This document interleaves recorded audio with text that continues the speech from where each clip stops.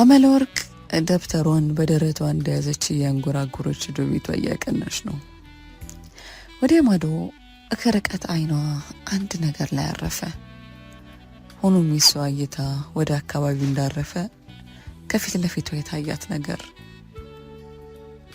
ወዲያው ከአይኗ ተሰወረ።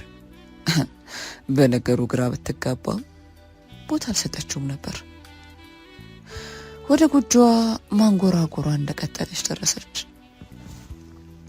ቤት ስገባ አባቷ ጋሽ መርጊያና እናቷ ሞድሽ ተቀምጦ አገኘቻቸው። አመለወርቅ የአባቷ ነገር አይሆንላት። እንዳየችው ፍልቅልቅ ብላ ሰላም ለማለት ጉልበት ስር በርከካለች። አባቷ ጋሽ መርጊያ በእድሜ መግፋት ባይሆንም ቆየት ያለው የዓይን ህመማቸው እይታቸውን በትንሹም ቢሆን ቀንስ ያደረገው በመሆኑ ከእይታ ይልቅ በድምጽ ነው ሰው በሰውን የሚለዩት። አባባይ ሄዳ እግራቸው ስር ውሽቅ አለች። ወይ አመልዬ እንዴት ዋልሽ ልጄ አሉ።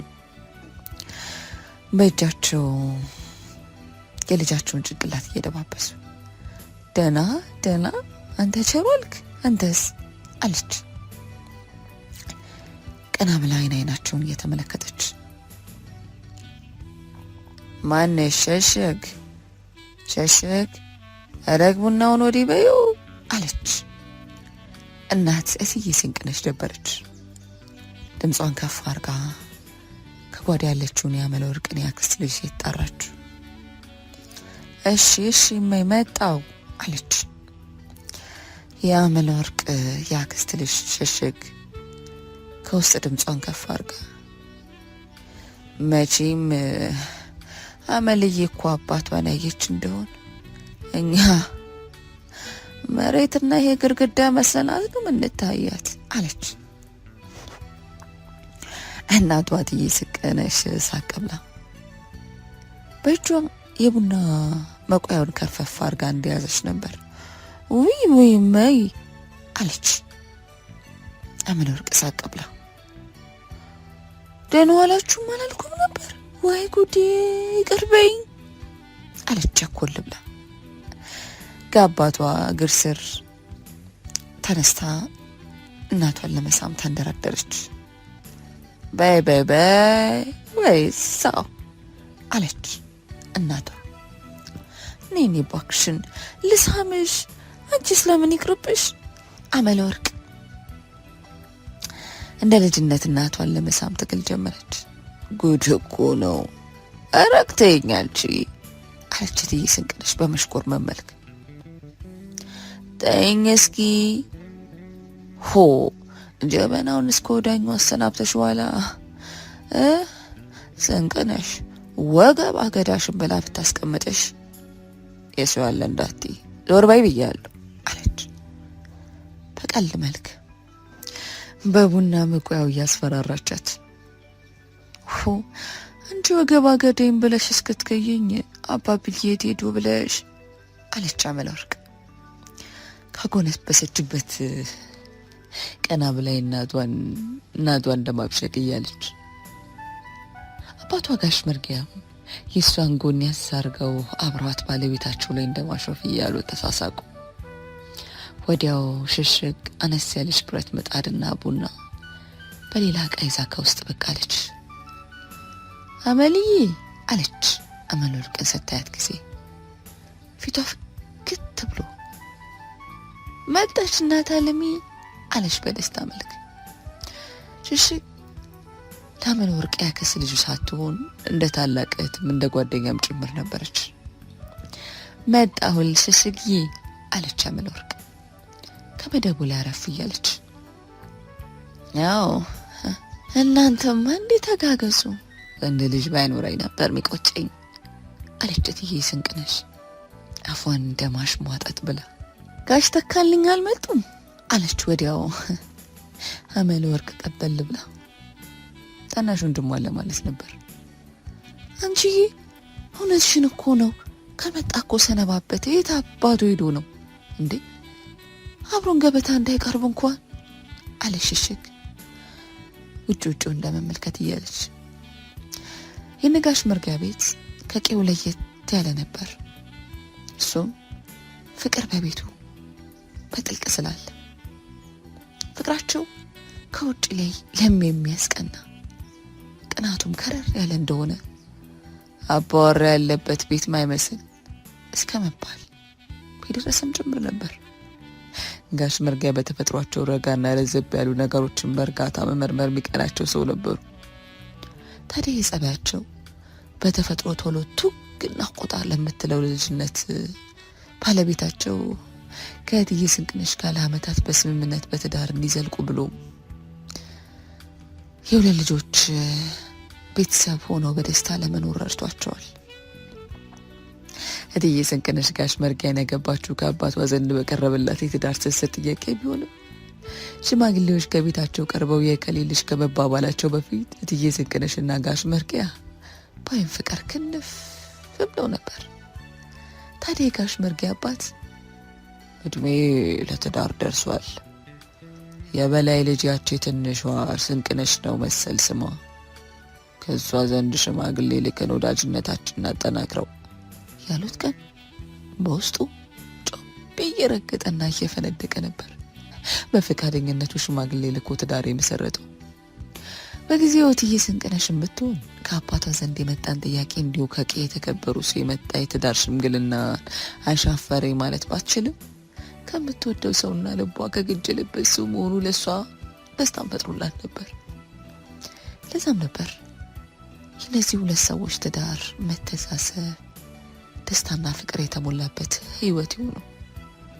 ታዲያ ጋሽ መርጊያ ጠባይ ወንድነትን የሚወክል አይደለም በሚል በቂው መሳቂያ መሳለቂያ ቢሆኑም ከሚስታቸው የሚበልጥባቸው ነገር ስላልነበር ጆሮ ዳባ ያልበስ በማለት ሰምተው እንዳልሰሙ ማለፉ ይቀናቸው ነበር።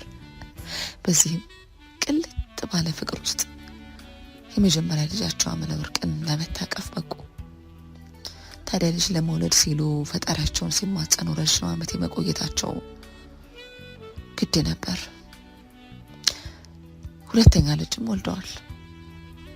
ፈጣሪ በሴት ልጅ ሲባርጋቸው እጅግ ነበር የተደሰቱት ጋሽ መርጊያ። ሆኖም እትዬ ስንቅነሽ አመለ ወርቅን ስትወልድ ብዙ የጤና መዛባት የገጠማት እንደሆኑ አራስ ቤት ተጎድታ ነበር የሰነበተችው።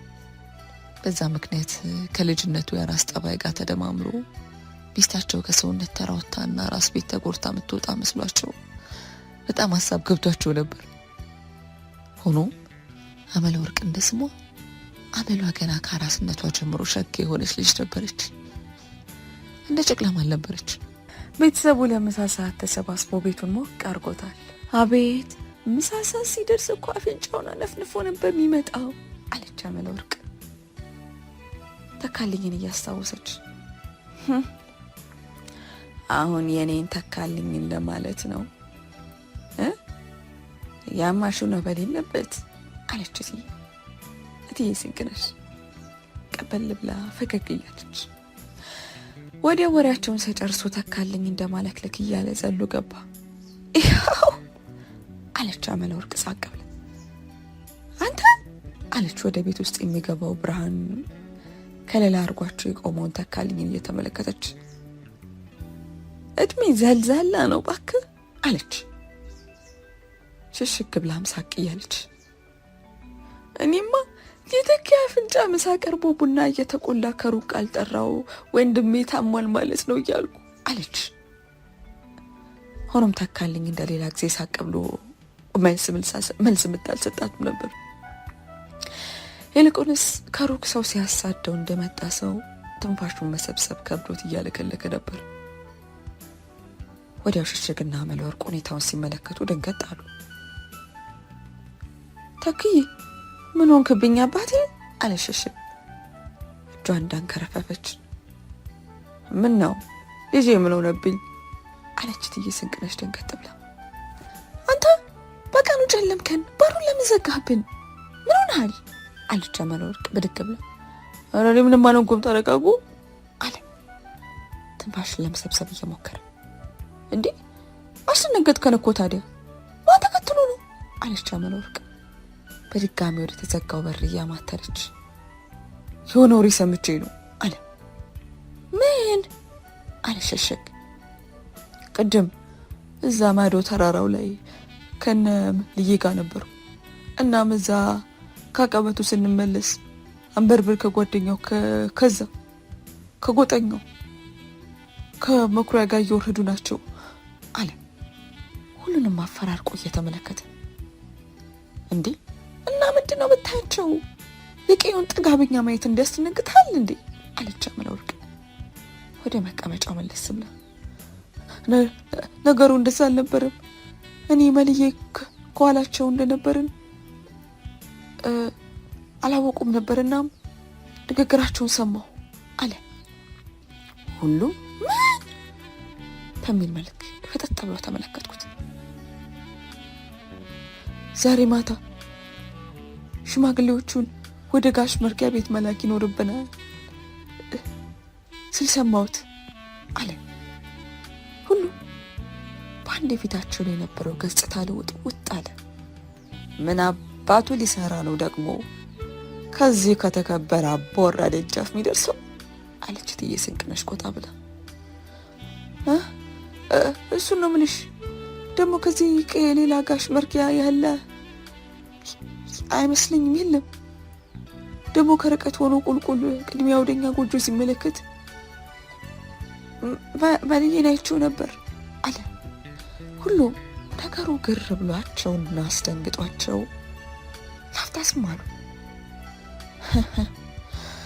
ይሄ ቀየ ነፍሰ በላ ደግሞ ይሄ ቀማኛ ምን ፈለገ ከኛ?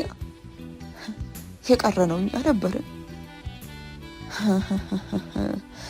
አንተ ከማይን ቦታ አይቶ ኖሮ ይሆን? ይሄን ፖለቲካ እየደገፍክ ኖሯል እንዴ?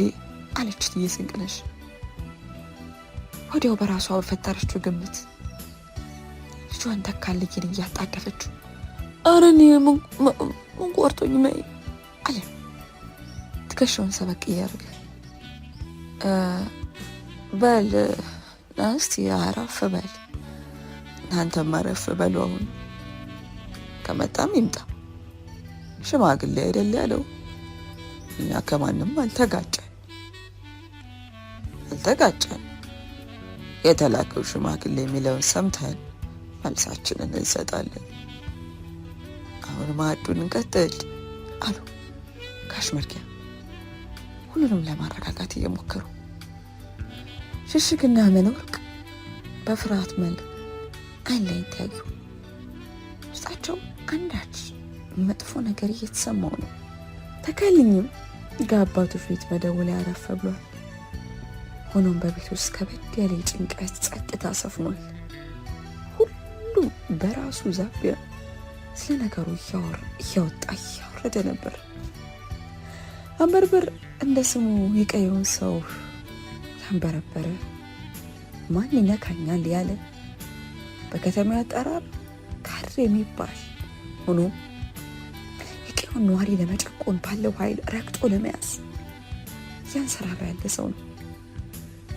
በፖለቲካ ረገድ ከነበረው አገዛዝ ጋር ምንም አይነት ተቋምም ሆነ ማጉረምረምን ማያሰማ ወጣቱን እያስቀበደደ የሚያስይዝ እንደዛ ነው። ነገር ግን አንበርብር ተልኮ ፖለቲካ አልነበረም። ፖለቲካን ሽፋን ተገን አድርገው ያሻቸውን እያደረጉ ካሻቸው እያደጉ ከሚኖሩት መካከል ነበር። አንበርብር የቀየው ነዋሪ አልነበረም። ነዋሪው እንደሚለው መጤ ነው። ሆኖም በአጭር ጊዜ ውስጥ ያንሰራራና ቀየውን በአስፈሪ ሁኔታ የተቆጣጠረ ሰው ነው። እሱ ጠይቆ አላደርግ ያለና አሻፈረኝ ያለው ከትንሽ ቀናት በኋላ አካለ ስንኩል ሆኖ አሊያም ከብቱን ባልታሰበ በሽታ አጥቶ አንዳንዴ መኖሪያው በድንገት ተቃጥሎ መጨረሻው ያላማረ ሆኖ ታይቷል። ይህ ሁኔታ በተደጋጋሚ ሲከሰት የተመለከተው የቀየው ሰውም ከአንበርበር ጋር ሞግት መግጠም ያዋጣ አይደለም በማለት ፈርቶና አንገቱን ደፍቶ መኖርን ከመረጠ ሰነባብቷል። አንድ እብሪተኛ አለ በማለት ለሚመለከተው አካል ከፍ ብሎ ያመለከተ ካለ ከዛ አካል ጋር በመተባበር የጠቆመበትን ጣት ቀልብሶ ምላሱን ቆርጦ የሚጥል ሰው ነው። በዛ ማንም ሰው የሚፈራው አውሬ ነበር፣ አውሬ። ታዲያ ከዚህ ደስተኛ ቤተሰብ ይህ ሰው በሽማግሌ መልክ ስለምን ጉዳይ ለመነጋገር እግሩ እንደሚልክ እና ጋሽ መርጊያ እዛ ቤት ሁሉንም የሚያሳስበ ጉዳይ ሆነ። ተካልኝ ይህ ነገር በነፋስ መልክ ወሬው ቢደርሰው የተባሉ ሽማግሌዎች በዛ ሰሞን ሳይመጡ ቀሩ። ሆኖም አመለወርቅ ሽሽግና ተካልኝ ጀርባቸው እንደከበዳቸው ነበር። ከሳምንታት በኋላ ነገሩ እንደመረሳሳት ሲል ነበር የጋሽ መርጊያ ቤት በጠዋት ሽማግሌዎች በር ያንኳኩት። ሽሽግ ነበረች። ከላይ ጠርጥር ኮታ ጣል እያደረገች በሩን የከፈተችው። ከፊቱ የቆሙ ሽማግሌዎች ምንም እንኳን እድሜያቸው ከፍ ቢልም አንበርበር እንደፈለገው እንደ አሽከም የሚያሾሯቸው ሰዎች ነበሩ። ሽሽግ ሰዎቹ እንደተመለከተች ተካልኝ ያለው ነገር እንደደረሰ ተረዳች። ጋሽ መርጊያ ከእንቅልፋቸው ከተቀሰቀሱ በኋላ ከባለቤታቸው ከእትዬ ስንቅነሽ ጋር ሆነው ሽማግሌዎቹ እንዲገቡ ፈቃዳቸውን ሰጡ። ሽማግሌዎቹም ሰላምታ ሰጥተውና እጅ ነስተው ከገቡ በኋላ የመጡት የተከበረውን አንበርበር ልጃቸውን በትዳር የከጀለ መሆኑንና ለትዳር መልካም ፈቃዳቸውን እንዲሰጡ ስለመሆኑ ተናገሩ። ነጋሽ መርጊያ ቤት አስጨናቂና አስደንጋጩ ነገር ተከሰተ። ጋሽ መርጊያ ንዴታቸውና ስሜታቸውን ለመቆጣጠር ቢሞክሩ ምላሻቸው ግን እምቢ ከማለት እንደማይዘል ውስጣቸው ያውቀው ነበር። ሆኖም ሽማግሌዎቹን አስበን መልሳችን እናሳውቃለን በማለት ሊሸኟቸው ወስነው እንደ ባህልና ወጉ መለሷቸው። ነገሩ የእነ አመለወርቅ ቤተሰብ አስደንጋጭ ነው። ያ ደስተኛ ቤተሰብ በመብረቅ የተመታ ያክል ጨለምተኛ ሆነ። አዎ ጨለምተኛ። በማዕድ ዙሪያ ተቀምጠው በደስታ በቀልድ እየተጎራረሱ ይበሉ የነበሩ ሁሉ ጥጋቸውን ይዘው እንደተቀመጡ በሀሳብ ባህር ሰመጡ። ሆኖ እንዲህ ነው ብሎ መፍትሄ የሚሰጥ አሊያም ዘየድኩ የሚል ከማዕከላቸው አንድም ሰው አልነበረም። አመለወርቅ የአባቷ ታናሽ ወንድምና የቤቱ መጨረሻ ልጅ ሆነው አጎቷ መሳይ በደርግ ጊዜ ባህር ማዶ ተሰዶ የጠፋ ውጭ ሀገርና ስልጣኔ ቀመስ ሰው ነው። ታዲያ አጎቷ ከረጅም ዓመታት አንድ ለጥየቃ ሲመጣ የወንድሙ ልጆች በቴክኖሎጂም ሆነ በምንም ወደ ኋላ እንዳይቀሩ የተቻላቸውን አሳይቶ አዝናንቶ መመለስ ልምዱ አድርጎት ነበር። እሱ ሲመጣም ነበር ተናፋቂ የሆነችውን አዲስ አበባ ረግጠው ይመለሱ የነበሩ። ታዲያ አመለወርቅ አጎት መሳይ ለፊልም ልዩ ፍቅር የነበረው ሰው ነው። እናም አመለወርቅ እሱ ብቅ ያለ እንደሆን ከስልኩ ላይ ወይም ከላፕቶፑ ፊት ብላ ይዞላት የመጣውን ፊልም መከስከስ ስራዋ ነበር። ታዲያ አንዴ ጤዛ የተሰኘው በኃይሌ ገሪማ ተጽፎ የተሰራውን ፊልም የማየት እድሉን አገኘች። የእሷን በርብሪያ ነበር። ፊልም ላይ ለሀገር ሲል ብዙ ነገር ያጣ ምስኪኑና ሊቁ አንበርብር በዛው አመለወርቅ አንበርብር የተባለ ሰው ከቄው እንደተቀላቀለ በሰማሽ ጊዜ ታዲያ የእሱ አንበርብር ያ ነበር ፊልሙ ላይ ነበር። አሁን ግን አመለወርቅ አንበርብር የተባለ ሰው ከቄው እንደተቀላቀለ በሰማሽ ጊዜ አምሯል የሳለችው በምናቧ የነበረው ገጸ ባህሪ እሁኑን የመጣ ያክል ሆኖ ተሰማት። ሆኖም እሷም ልክ እንደ ፊልሙ የቀያቸው ጀግና ብላ ያሰበችው አንበርብር ግን ፊልሙ ላይ ካለው ፍጹም ተቃራኒ ነው። በዛም ያንን ስም ጠላችሁ። አጎቷ ብቅ ያለ እንደሆነ እንኳን ያንን ፊልም እንደ ድሮዋ ደግማ ለማየት አትከጅልም። ታዲያ ይሄ በስም እንኳን የጠላችው ሰው ሊያገባት እንደፈለገና እሷ አሻፈረኝ እንኳን ብትል የፈለገውን ከማድረግ ወደ ኋላ የሚል ሰው እንዳልሆነ ስታስብ መሬት ተሰንጥቃ ብትወጣ ተመኘች። አመለወርቅ የሞት ፍርዷ ሊፈረድ የደረሰ ይመስል ነፍሷ ተጨንቃለች። ሆኖም ቤት ውስጥ ተቀምጦ መብሰልሰሉ ይበልጥ እያናወዛት ስለነበር ትምህርት ቤት ደረስ ብላ መመለሱ እንደሚሻል በማሰብ ወጣች። ሆኖም ልቧን አንዳች ነገር ጭንቅ እያላት ነው። መላ አካሏ እየተናወጠ ነው። ትምህርት ቤት አልቆየች። ወዲያው አስተማሪን አስፈቅዳ በጊዜ ወደ ቤት ለመመለስ መንገዷን ጀመረች።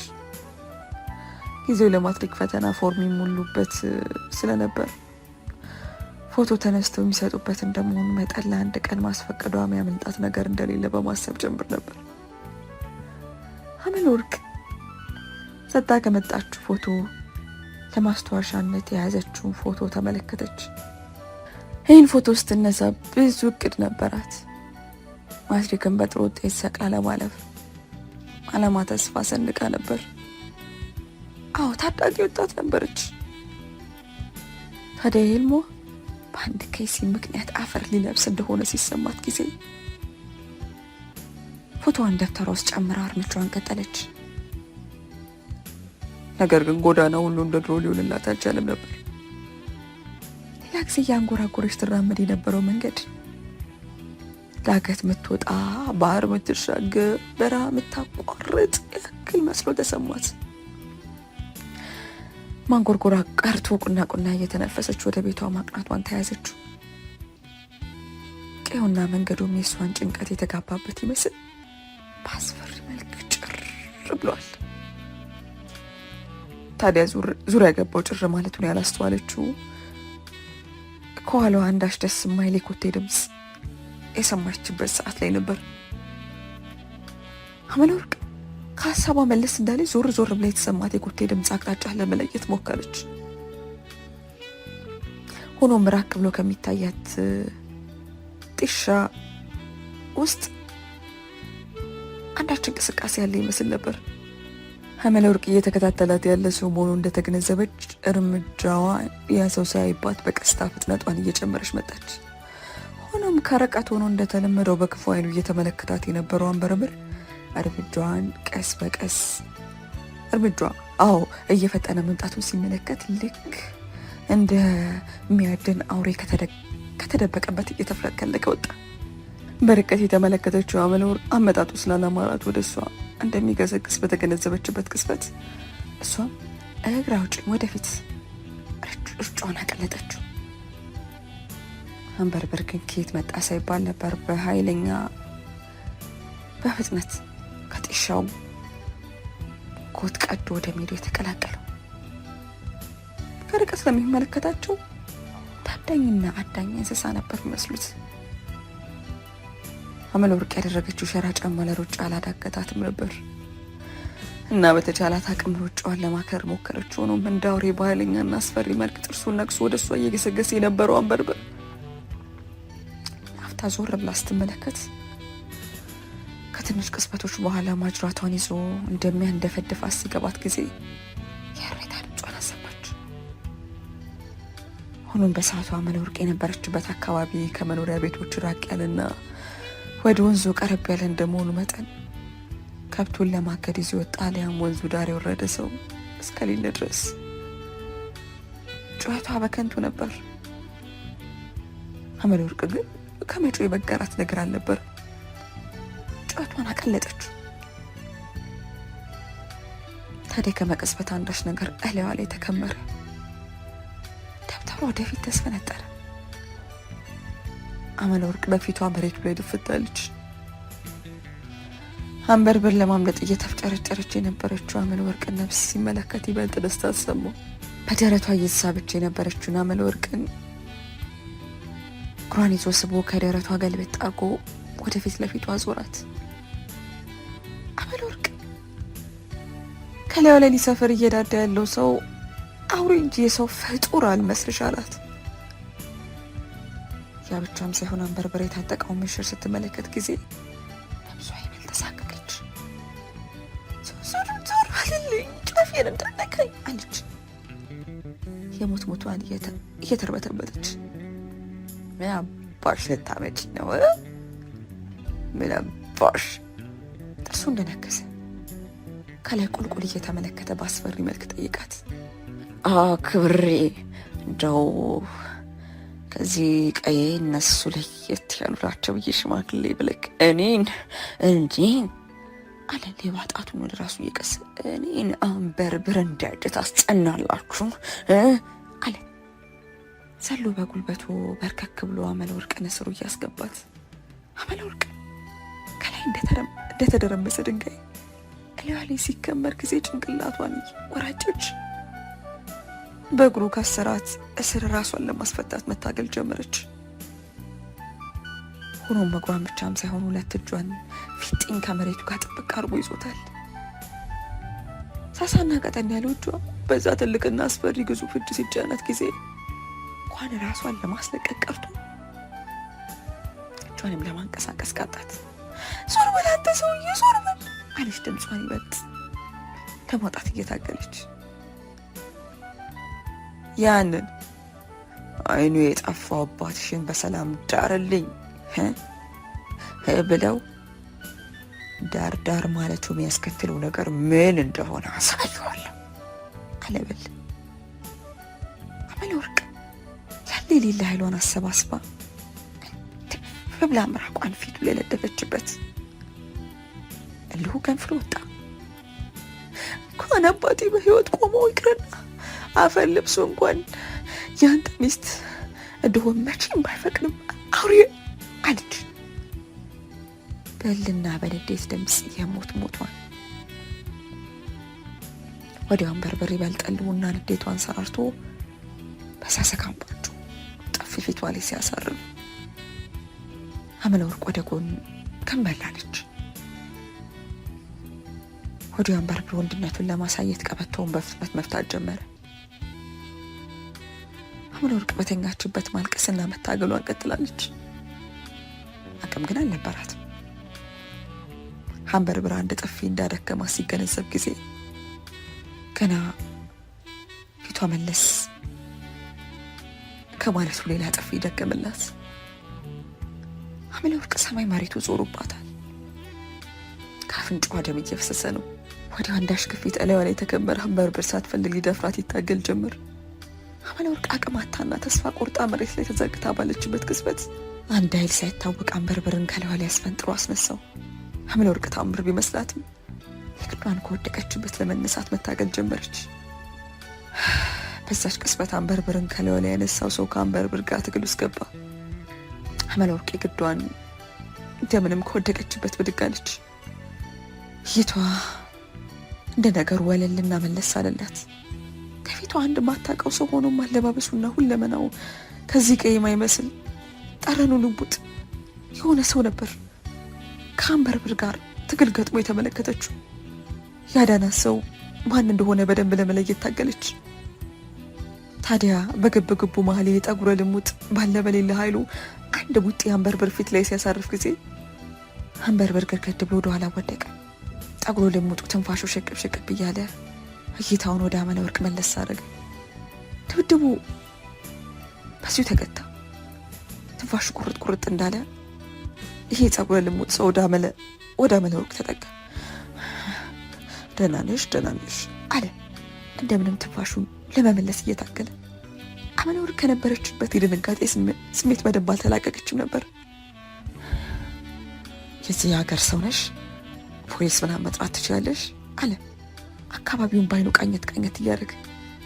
አመለወርቅ እንደ ነገሩ ጭንቅላቷን በወንታ ከነቀነቀች በኋላ ቤተሰቦቼ ብላ መለሰች። ጥሩ የዛ አካባቢ ሰው ነሽ ማለት ነው፣ አይዞሽ። ከፊቷ ያለው ሰው ሊያረጋጋት እየሞከረ ባለ ቅጽበት ከኋላ አንዳች የጥይት ድምፅ አንባረቀ። አመለወርቅ ሳታስበው በድንጋጤ ጮኸ ጭንቅላቷን ያዘች። ሰውነቷ በድንጋጤ እየተገፈገፈ ነበር። ከፊቷ የነበረው ጠጉረ ልሙጥ ሰው ከኋላው በተኮሰው ጥይት ተመቷል። ከፊቱ ያለውን ሰው እጁን በቀስታ ሰደድ አድርጎ ደግሞ የቆሰለበትም ቦታ በእጁ ያዛረግ። አንበርብር በድጋሚ ለመተኮስ አንቀባበለ። አመለወርቅ የረዳት ሰው ድጋሚ ሊያነጣጥር መሆኑን ስታግዜ በነብሷ ተንደርድራ አንበርብርን አፈሙዝ ወደ ላይ ሰቀለች። ሁለቱ ሌላ ግብግብ ውስጥ ገቡ። አመለወርቅ ምንም ያላት የሰውነት ክብደት ከአንበርብር ጋር የሚጣጣም ባይሆንም እላዩ ላይ ባለ በሌላ ኃይሏ ስለተከመረች አንበርብር ወደ ኋላ እሷ ላይ እንዳለች ተያይዘው መሬት ላይ ወደቁ። ሆኖም አንበርብር ከኋላው ያለው ድንጋይ ጭንቅላቱን አግኝቶት እንደማቃሰታለ። አመለወርቅ ደመነፍሷ እንደምንም ከላዩ ላይ ብድግ አለች።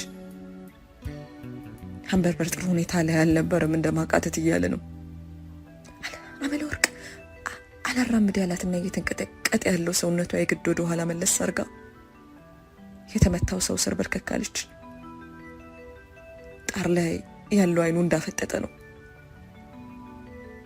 የግዱን ይተነፍሳል። አወይ እድሌ አለች ጭንቅላቷን ይዛ። ወዲያ አንበርበር ዳግም የመነሳትና አቅም የመስራት ድምፅ ለሁለቱም ሲሰማ ጊዜ እይታቸውን ወደሱ መለስ አደረጉ። ይህን የጠጉሯ ልሞጡም እንደምን የሚያመለወርቅ እጅን አፈፍ አድርጎ ከያዘ በኋላ የሞት ሞቶ እንደም እየተፋ አምልጭ አታጥሪ ሲል ግዱን ተናገረ። አመለወርቅ ጥላው መሄዱን ባትፈልግም አንበርብር ድጋሚ ለመነሳት እየተንደረደረ መሆኑ ስትመለከስ አንዴ ከያዛት እሷም ሆነች ጠጉሯ ለሞጡ ሰው ማብቂያቸው ሞት እንደሆነ በመገንዘብ እግሬ አውጭኝ ሩጫ ጀመረች። ምን ያለ ርቀት እንደሮጠች ባታውቅም ቤቷ እስክትደርስ ድረስ የሰው ዘር የተባለ እስክታይ ድረስ መሮጧን አላቆመችው ነበር። ታዲያ ቤቷ አቅራቢያ እንደደረሰች ሬቷን ከርቀት አሰማች። በሰዓቱ ቤት ውስጥ የነበረው ሽሽግና እናቷ እትዬ ስንቅነሽ በድንጋጤ ተከትሏት ወጡ። ሽሽግ እጇ ላይ ሊጥ እንደተነከረ ነበር። ጋሽ መርጊያ ጋደም ካሉበት የልጃቸው የሬታ ድምፅ ቀስቅሷቸው የግዳቸውን ዱላቸውን ይዘው ብቅ አሉ። እትዬ ስንቅነሽ የአመለወርቅ ሰውነት ላይ ያለውን እንዲሁም ፊቷ ላይ የወረደውን ደም ሲመለከቱ ልጇን ከተል ብላ ወደ ሰማይ ሰቅላ ሬቷን አቀለጠች። ግርግሩ ጦፈ። ታዲያ በመንገዳቸው ያየሁትን የሚያውቁትን ሰው በሙሉ እየጮህ እርዳታ ድምጻቸውን እያሰሙ ወጡ። ድምጻቸውን የሰማው ሰው በድንጋጤ ከተል ብሏቸው ወደ ቦታው አቀና። ከስፍራው ሲደርሱ አንበርበር ቦታው ላይ አልነበረም። ሆኖም ከመደፈርና ከሞት ያዳነሱ አይኑ እንደፈጠጠ መሬት ላይ ተዘርሮ ተመለከቱት። ሁሉም ሰው እንዳየው በጩኸትና በሬታ መንደሩን አቀለጠው።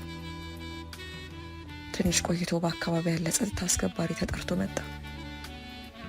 ታዲያ የግለሰብ የጠፋባቸው ጓደኞቹ ለፖሊስ ቀደም ብሎ አመልክተው ስለነበር ጸጥታ አስከባሪዎቹ ወደ ቦታው ሲያቀኑ አብሯቸው ነበር የመጡት። ጸጥታ አስከባሪዎቹ መሬት ላይ የተዘረጋው ሬሳ አይተው ነገሩን ለመመርመር ሰውን ከቦታ ሸሹ። ጠፋን ብለው የጓደኛቸውን መሰወሪያ ያመለከቱት ሰዎችን በጥይት ተመቶና ደግሞ ፈሶ አልቆና መሬት ላይ ተዘርግቶ የነበረውን ጓደኛቸውን ሲመለከቱ በለቅሶና በጩኸት መንደሩ ረበሹት። አካባቢው ቀውጥ ሆነ። ለመሳይ ወዳጆች አዲስ አበባ ደውዬ ያለው ነገ ሳይነካ ድምፅሽን አጥፍተሽ ቃየውን ለቀሽ ጠፊያለሽ አሉ ጋሽ መርጊያ ምሽት ላይ። ልጄ ድጋሚ አልናገርም፣ የአውሬ ተሰውሯል። አንቺ ልጄ ሊደፍር ክብርሽን ሊያዋርድ ሞክሮ የሰው ነብስ አጥፍቶ ነው የተሰወረው። ስለመሰወሩ ደግሞ የጸጥታ ኃይል እጅ እንዳለበት ምንም ጥርጣሬ የለውም። ስለዚህ አቤት ሚል በሌለበት ሀገር ነው ነገ አንቺንም ነብስ እንደሚያደርገው አሉ አባቷ። አመለወርቅ ስሜቷን መቆጣጠር አቅቷት አባቷ ላይ ጥምጥም ብላ ለቀሰች። ሌላ አማራጭ ግን አልነበረም። ያ የደስታ ቤት በአንድ የሀዘን ድባብ ለበሰ። አመለወርቅ ሌሊቱ ሙሉ አንበርብራ አንዴ ሲያነቃት አንዴ ሲገላት እየተፈራረቀ ይታያት ጀመር። ላም ሲያጠምቃትና ስታቃጥ ቆይታ ጎሌ ቀድ አካባቢ እንቅልፍ ሸልብ እንዳረጋት ወንድሟ ተካልኝ መጥቶ ቀሰቀሳት። ጉዞ ወደ አዲስ አበባ። አመለወርቅ አዲስ አበባ እንደደረሰች አጎቷ መሳይ የላከ ሰው መናኸሪያ ሊቀበላት ቀደም ብሎ ደርሶ ነበር። አጎቷ በላከው ፎቶ መሰረት የተላከው አቶ ተገኝ ከርቀት ለመለየት አልቸገረውም። አመለወርቅን ተቀብሎ ወደ ቤት አቀና። የአመለወርቅ አዲስ ጎዳና ታዳኝ አዳኝ የሆነችበት ህይወቷን ጀመረች። ለሳምንታት እያለም ወራቶችን በአዲስ አበባ አስቆጠረች። ኑሮ እንዳሰበችው አልቀለለላትም። ሆኖም ግን ሀገሯ መመለስ እንደማትችል ጠንቅቃ ታውቃለች። ከስንት አንዴ ድምጿን ታሰማለች በስልክ። የእናትና አባቷን ደህንነት ስትሰማ በድጋሚ ለመኖር ተስፋ ታደርጋለች። ግን አንድ ቀን እንደተለመደው ስትደውል ከበድ ያለ መርዶ ገጠማት። አዳኟ ከመሸገበት ብቅ እንዳለና እሷን እየፈለገ እንደሆነ በዚህ አማካኝነት አባቷ ጋሽ መርጊያ ደግማ እንዳትደውልና ለጊዜው ድምጿ እንድታጠፋ አስጠነቀቋት። አንበርበሬ አመለወርቅ መዳረሻ መጥፋት አልተዋጠለትም ነበር። ቤተሰቦቿ የሄደችበትን የሸሸችበትን አናውቅም ቢሏትም ነጋ ጠባ በማስፈራሪያ ቁም ስቅላቸውን ያሳያቸው ጀመር። አመለወርቅ የቤተሰቦቿን ድምፅ እንኳን መስማት በማትችልበት ሁኔታ ውስጥ እንዳለች ሌላ ሰላም የሚነሳት ነገር ይከሰትባት ጀመር። አጎቷ መሳይ እንዲያስጠጋት አደራ ያለው ሰው አቶ ተገኝ የባለቤቱን ወደ ውጭ ሀገር መሄድ ተጠቅሞ ከምተኛበት ክፍል ድረስ እየመጣ አስገድዶ ሊደፍራት ይታገል ጀመር። ሙከራው ከቀቀድ እየጨመረ ሲመጣ ከታደነችበት የቁም ቅዠት ከሆነባት የዘላለም ጠባሳ ከፈጠረባት ሁኔታ ራሷን ለማሸሽ ቆርጣ ከአቶ ተገኝ በሌለበት ቅጽበት ጨርቋን ሰብስባ ጎዳና ወጣች። ሜጇን ሳታዘጋጅ አጎቷን እንኳን ማናገር ሳትችል በመሆኑ መንገድ ሁሉ ጨለመባት። ወዴት መሄድ እንዳለባት ከማመጠጋት እንዳለባት ሁሉ ነገር ግራ አላት። ወደ ጎዳና አጠጋች። አመለወርቅ ጎዳና ላይ ያጋጠማት ከዚሁ የተሻለ አልነበረም፣ የባሰ እንጂ። የሰካራም ግብግብ፣ ሁሉም ተናኳሽ ተናዳፊ፣ የአንደኛው ግን ይበስ ነበር። ሰካራም ብሎም ደፋሪ ከያዘው ጠርሙስ ጋር እየታገለ እላዩ ላይ ይንዘባዘብ ጀመር። የትም ሄጃ አልነበራት። ሰካራሙን ለመታገል ትግል ውስጥ ገብታለች። ነገር ግን የቻለችበት አይመስልም። በዚህ መሀል ሰካራሙ ባለ በሌላ ኃይሉ እየተወረወረ ሊደፍራት ይጣጣራል። በዚህ መሀል የያዘው ጠርሙስ ወድቆ ይሰበርበታል። ምንም እንኳን አቅም ባይኖረው፣ ነገር ግን ሀሳቡን እንደማይሳካለት ሲያውቅ የተሰበረውን የቢራ ጠርሙስ የአመለወርቅ ትከሻ ላይ ሰካው ጀመር።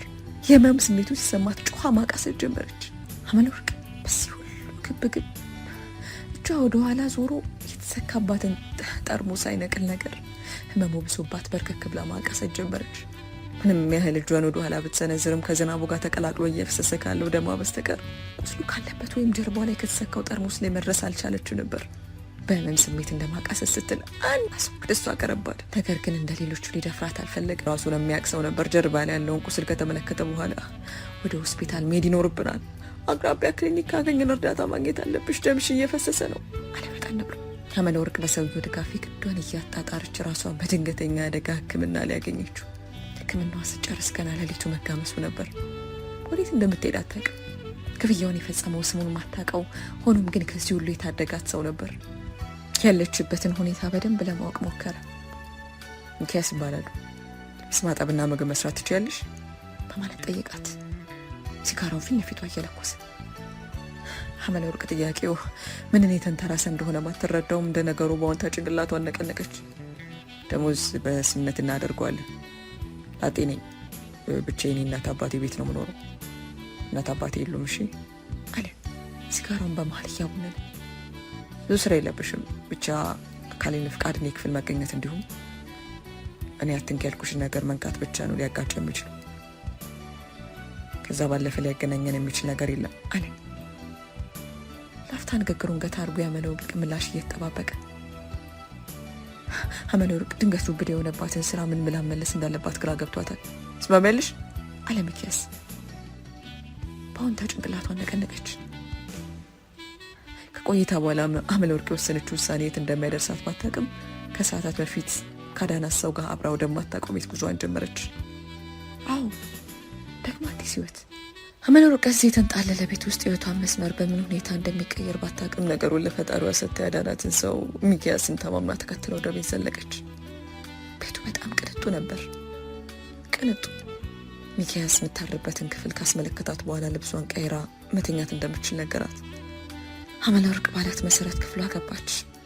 በኋላ በሯን ከውስጥ ከቆለፈች በኋላ ልብሷን ቀይራ እንደጨረሰች ልትሰማራበት እንደወሰነች የስራው መስክ ራት ምን ልስራ ምን ላቅርብ ብላ ልትጠይቀው ወደ ሳሎን አቀናች። ሆኖም ሚኪያስ ከቪላ ቤቱ ሳሎን ውስጥ አልነበረም። አመለወርቅ የትኛው ክፍል መግባት እንደሌለባትና እንደተከለከለች በቅጡ ሳታውቅ ቤት ውስጥ ወለል ማለቷን ቀጠለች። ሆኖም ቤት ውስጥ ወደ ጥግ የነበረና በሩ በትንሹ ገርበብ ያለና ከሌሎች ክፍል ሌላ መብራት የነበረበት ክፍል እይታዋን ሰረቀው።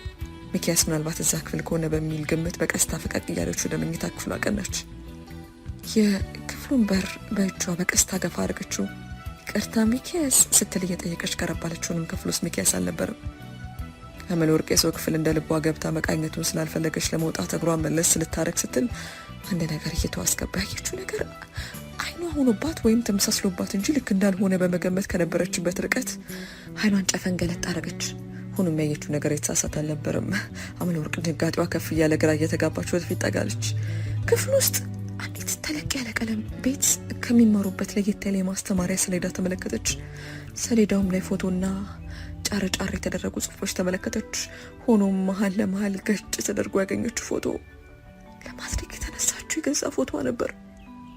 ከእሷ ፎቶ አጠገብ ተወልዳ ባደገችበት ቀይ የነበሩ አመራሮችና የጸጥታ አካላቶች እንዲሁም ቤተሰቦቿም ጭምር ነበሩ። አመለወርቅ መንገድ ውስጥ እንደገባች ለማየት ከበዳት። ከእሷ አጠገብ በትልቁ ፎቶ የተለጠፈው ግን የእሷው የቁም ቅዠት የነበረው አንበርብር ነበር። አመለወርቅ አንዳች ነገር ሰውነቷን ከበዳት። አንበርብር ከየትም ፈልፍሎ ያገኛት መሰላት። ከትንሽ ደቂቃዎችም በኋላ ማንቁርቷን ይዞ እንደፈለገ ተጫውቶና ክብሯን አዋርዶ ገድሎ ሬሷን ለቤተሰቦቿ የሚልክላት መስሎ ተሰማት። ቁረጥ ቁረጥ የሚል ትንፋሽ እየተነፈሰች ከዛ ቤት በፍጥነት ለማምለጥ ፊቷን ዞር ከማድረጓ ኮቴ ቢስ ከሆነው ሚኪያስ ጋር ተፋጠጠች። ሚኪያስ ከመኪናው ቃል ወርዶ ወጥቶ የተመለሰ ሲሆን ክፍ ክፍ የሚለው ዝናብ ልብሱን በትንሹም ቢሆን አርጥቦታል። አይኑ ላይ ያለው ጨለማ ልክ እንደ ሌሊቱ አስፈሪ ነበር። አመለወርቅ አስክሬኗ እንኳን እንዳይገኝ ተደርጎ እዚሁ ሊገላት እንደሚችል ተሰማት። ምን ብላ እንደምትጠይቅ ሁሉ ግራ ገባት። አንተ ማን አለች በፍርሃት የሙት ሙቷን። ሚኪያስ በእጁ ያዘውን ዕቃ መሬት ላይ ዝርግፍ አድርጎ ከጣለ በኋላ ወደ አስፈሪ በሆነ መልኩ ቀረብ አለ። አንበርብር የት ነው ሲል በሚያስፈራ ቅላጼ ጠይቃት። አመለወርቅ ከዓይኗ እንባ ኩልል ብሎ መርሰስ ጀመረ። ለአፍታ ያክል በማካከላቸው አለመግባባት ተፈጠረ። ሚኪያስ ስትሸሸው የኖረችው አውሪ የት ነው በማለት ሲያፋጥጣት፣ እሷ ደግሞ በሌላ በኩል እሱን ላከ በሚል የፈሪ የቁጣ ጥያቄ መጠየቋን ተያዘችው። ካፍታ በኋላ ነበር ሚኪያስ አመለወርቅ አዳኝ ሳትሆን ታዳኝ መሆኗን የተረዳው። እንዴት እናሉ ጋብ ሲል ለመረጋጋት ሞከረ። ከሱ ለምን ትሸሻለሽ? አመለወርቅ መሀል እየሰረገፈች አንበርብር ያደረሰባትን ስቃይና እንግልት ብሎም ህይወቷ አሁን ለወደቀችበት አዝቅት እንደከተታት በሲቃ ድምፅ አስረዳች። እና አንቺንም እየፈለገች ነበር? ወንድሜ ግን አንቺን ሊያደን ሲል ነው ህይወቱን ያጣው አይደል?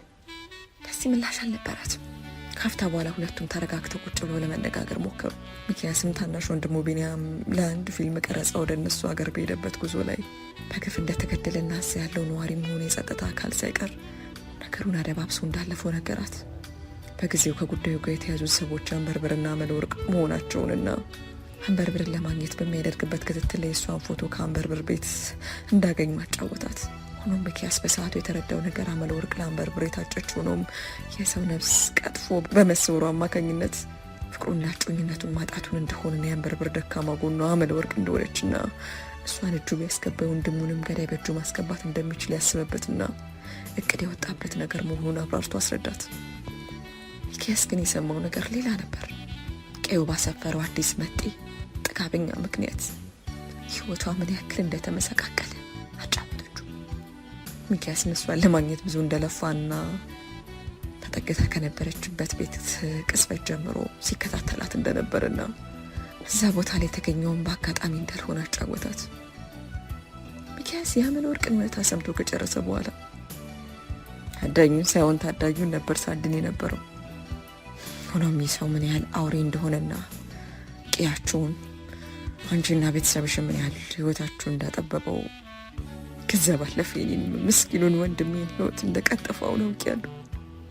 ስለዚህ ታግዥኛለሽ ሲጠይቃት እኔ ምንድነው ማግዘ አለች አመለወርቅ። አዳኝም በማደን ደካማ ጎኗ አንቺ ነሽ፣ አንቺ ከረዳሽኝ ይህን አረመኔ መበቀል እንችላለን አለ በቁርጠኝነት ስሜት። አሁን ተራው የእሱ ነው፣ አዳኝ ሳይሆን ታዳኝ ይሆናል አለ በመጨረሻ።